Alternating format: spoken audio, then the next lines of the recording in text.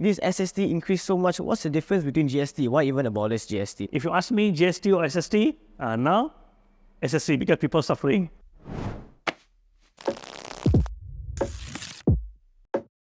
Hello everyone, welcome back to another episode of Taylor's Take. And today I would like to first ask you guys a very simple question. When you eat out or when you eat out with your friends, have you noticed that the price of the food that you eat has been increasing more and more as of late? Dr. Paul, why don't we begin with a simple question on what is SST and what is the main function of it? Okay, so SST means sales and service tax. So sales tax means the tax being imposed to who? Manufacturer. Manufacturer. Okay, local manufacturer, and also goods import from other countries. Service tax means, example, let's say our dinner is 50 ringgit, and then from the 50 ringgit they will charge 6%. So that 6% is considered service tax. Okay, why service tax?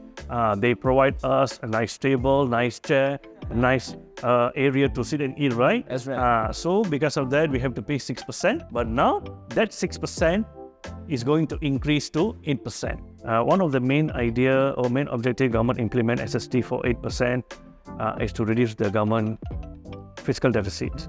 Okay, back in 2023, our fiscal deficit was about 5%. Okay, now they want to reach 4.3% in 2024, so how are they going to reach that? Of course, they need more revenue. Yes, more money. More money, right? Yes. So that's why they increased 6% to 8%.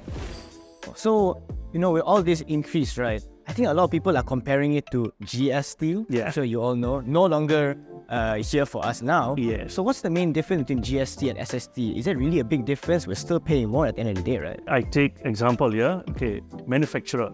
From the manufacturer, who going to buy? Wholesaler. From the wholesale, who going to buy? Retailer. From the retailer, who going to buy? Consumer. So every layers they're going to charge 6%. That is GST.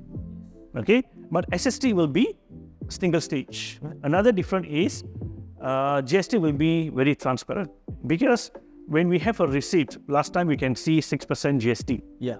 Okay, but for the sales tax, example like local businessmen, they want to buy TV from other countries. Okay, they will buy from that and then they will sell locally, correct? Yeah.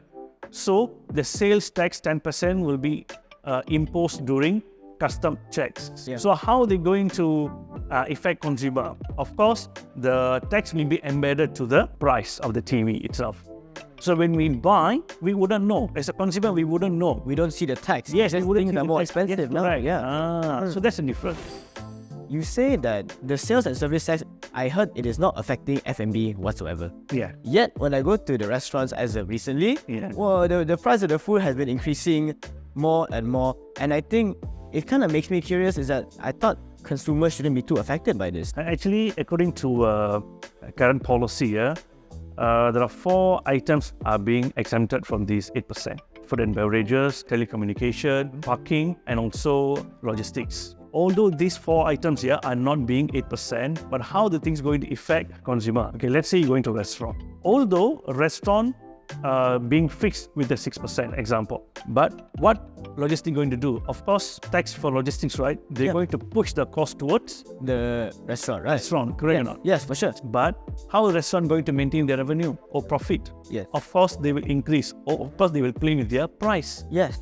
That's why we can see the price for the food It's going up. All right. Thank you so much, Dr. Paul, for being with us today, talking about SST, the increase, the good, the bad, or in between, of course. And I'm sure everyone watching here today, whether or not you're a Taylorian or whether or not you're a working adult, all of this will affect us as Rakyat Malaysia. So why not leave down in the comments below on how you actually feel about this, your concerns, and anything at all, how you think this will affect us in the future. So thank you so much again, Dr. Paul, for showing up. Thank you, Isri. All right, and stay tuned for the next Taylor's Take.